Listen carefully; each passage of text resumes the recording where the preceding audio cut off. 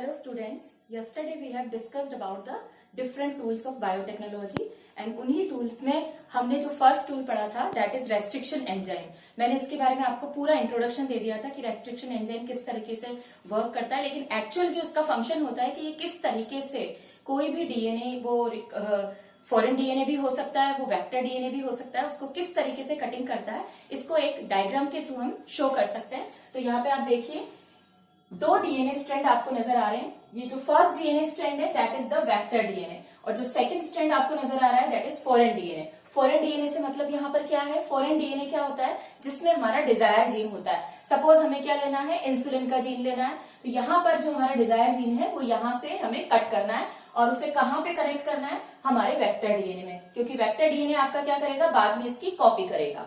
तो देखिए आप यहाँ पर अब जो हम कट करने के लिए एंजाइम यूज करेंगे वो एंजाइम यहाँ पे कौन सा है, Eco R first. Eco R first enzyme दोनों जगह पे काम आएगा, वो वेक्टर डीएनए को भी कट करेगा और वो फॉरेन डीएनए को भी कट करेगा। तो देखिए इसका जो फंक्शन होता है इको आर फर्स्ट, ये स्पेसिफिक होता है, ये स्पेसिफिक सीक्वेंस को देखता है, सर्च करता है और फिर वहां से कट करता है। तो वो स्पेसिफिक जो सीक्वेंसेस होती हैं इसके अंदर वो जी और ए बेस पेयर होते हैं, ग्वानिन एंड ए से एडेनिन जो बेस पेयर होता है, इन दोनों के बीच में ये कट लगाता है। तो इसको देखिए यहाँ पर जी और ए के बीच में कट लगा हुआ है और सेकंड वाले स्ट्रैंड में भी जी और ए के बीच में कट लगा हुआ है। सेम आप यहां देख रहे हैं, ये दूसरा वाला डीएनए फॉरेन डीएनए, इसमें भी जी और ए के बीच में कट लगा हुआ है। यानी कटिंग जो होगी अब इस तरीके से होगी, ये मैं आपको बॉक्स बना के बता रही हूं कि इस तरीके से ये जो कटिंग है होगी।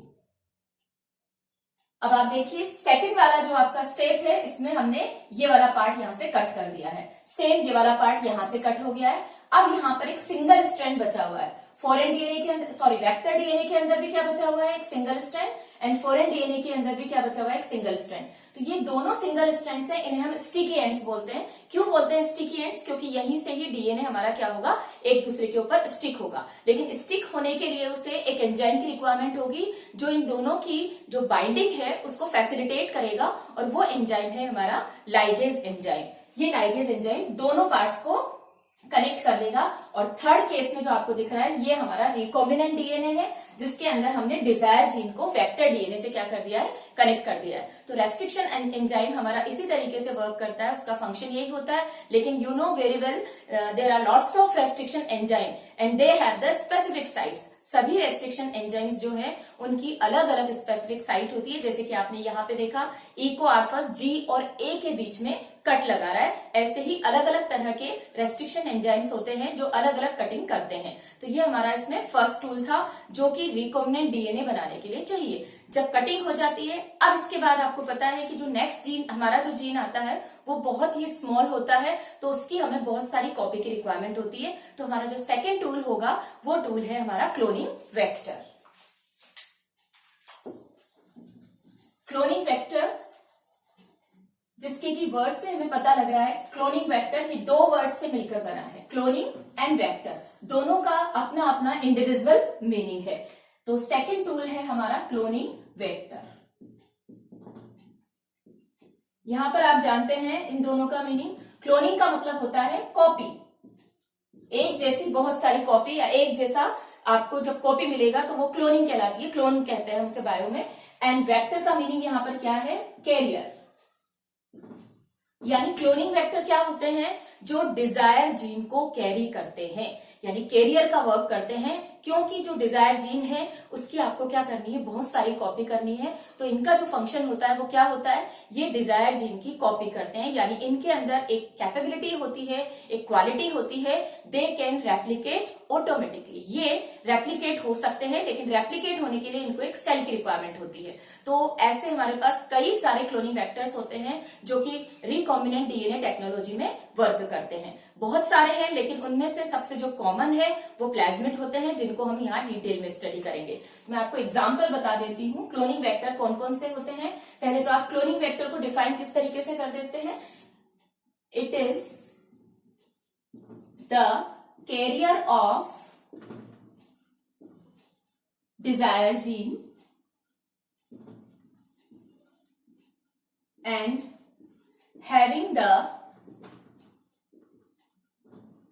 replicating quality.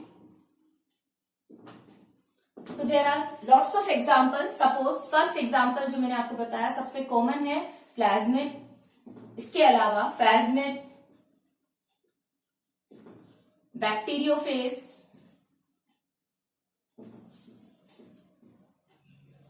ट्रांसपोन्स, cosmids, they all are cloning vector. But सबसे कॉमन जो है वो प्लाज्मिड है, इजीएस्ट है. इसको हम किस तरीके से यूज करते हैं, इसके क्या फीचर्स होते हैं, ये अब आपको मैं नेक्स्ट बताती हूँ. तो फीचर्स ऑफ क्लोनिंग वेक्टर क्या क्या है. फर्स्ट फीचर जो क्लोनिंग वेक्टर का है that is it should have the ori.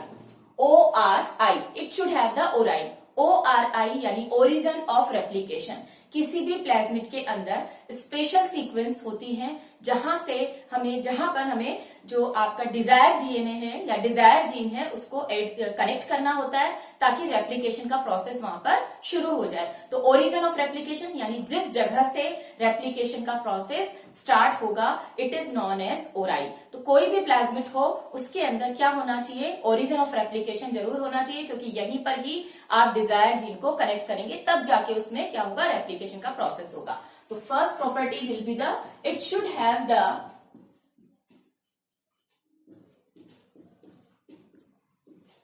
ORI. ORI means origin of replication. These are the sequences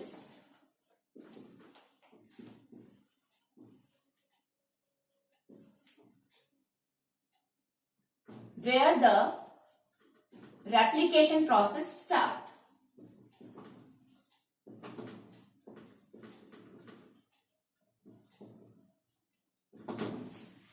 second जो प्रॉपर्टी आएगी इसकी that is the special type के इसमें प्रोटीन होते हैं जिन्हें हम बोलते हैं रॉप, ROP. यानी ये प्रोटीन जो होते हैं रेप्लिकेशन के प्रोसेस के लिए रिक्वायर्ड होते हैं. तो सेकेंड फीचर जो हम इसका लिखेंगे that will be the rope protein.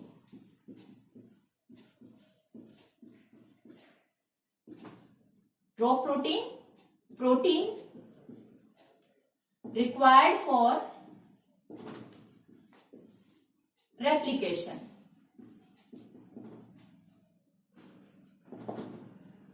Third property इसकी जो आएगी जो इसके अंदर होनी चाहिए that is the restriction site.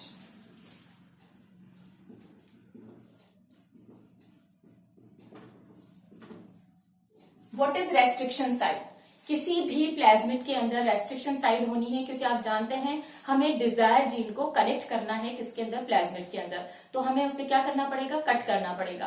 तो कट करने के लिए हमें किसकी रिक्वायरमेंट होती है, रेस्ट्रिक्शन एंजाइम्स की. रेस्ट्रिक्शन एंजाइम पर्टिकुलर बहुत सारे हैं लेकिन जो एंजाइम कट करेगा उसको वही साइट वहां पर प्रोवाइड होती है.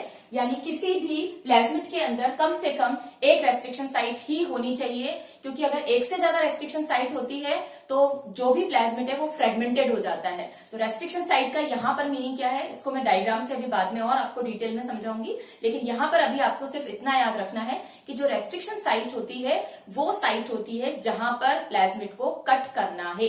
किसके थ्रू, रेस्ट्रिक्शन एंजाइम के थ्रू. तो आप यहां पे लिख सकते हैं here the restriction enzyme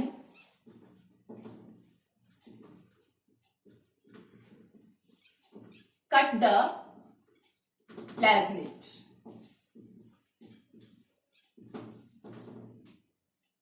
Fourth feature of cloning vector is selectable marker.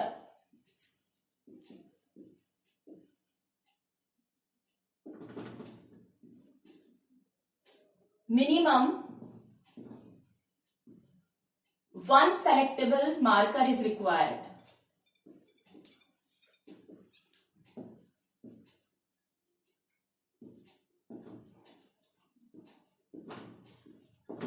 But what is selectable marker? It is very very important. Selectable marker यहां पर जो यूज होते हैं वो क्या क्या हो सकते हैं, antibiotic resistance jeans,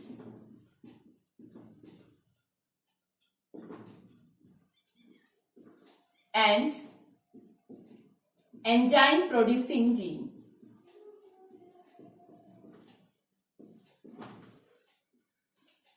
but what is selectable marker? It is very important. Selectable marker की रिक्वायरमेंट बेटा क्या होती है? सेलेक्टेबल मार्कर ये बताते हैं, ये डिस्टिंग्विश करते हैं कि कौन सा बैक्टीरिया ट्रांसफॉर्म हो चुका है, कौन सा बैक्टीरिया नॉन ट्रांसफॉर्म है। यहाँ पर ट्रांसफॉर्मेशन का मतलब होता है कि जो भी डिजायर्ड जीन अगर आपने बैक्टीरियल सेल में डाला और वो इजीली अंदर चला गया है बैक्टीरियल सेल के अंदर, तो वो बैक्टीरिया क्या हो चुका है? ट्रांसफॉर्म। आपको कौन से बैक्टीरिया की रिक्वायरमेंट है आरडीएनए टेक्नोलॉजी के अंदर? जो बैक्टीरियल सेल ट्रांसफॉर्म हो चुकी है। तो सेलेक्टेबल मार्कर जो होते हैं यहाँ पर एंटीबायोटिक रेजिस्टेंस जीन भी हो सकते हैं। ये क्या करते हैं? ये हमें डिस्टिंग्विश करते हैं कि which bacterial cell is transformed and which bacterial cell is non transform. तो यह पता करने के लिए आपको किसकी रिक्वायरमेंट होती है? सेलेक्टेबल मार्कर की। तो यहां पर सेलेक्टेबल मार्कर हम एंटीबायोटिक रेजिस्टेंस जीन लेंगे। तो डिफाइन अपन किस तरीके से कर देते हैं कि सेलेक्टेबल मार्कर क्या करते हैं? They distinguish between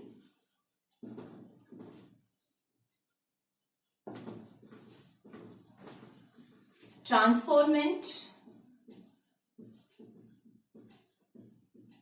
and non-transformant bacteria cell, bacterial cell। Example मैं आपको बता देती हूँ एंटीबायोटिक रेजिस्टेंस जीन के क्या क्या एग्जाम्पल हैं। जैसे कि इसमें एंटीबायोटिक्स हैं जो काम में आते हैं, जैसे tetracycline,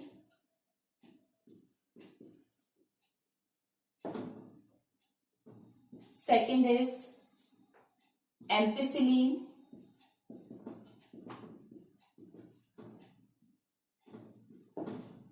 and enzyme producing gene में जो जीन काम आता है which is lactate, produce beta galactosidase enzyme।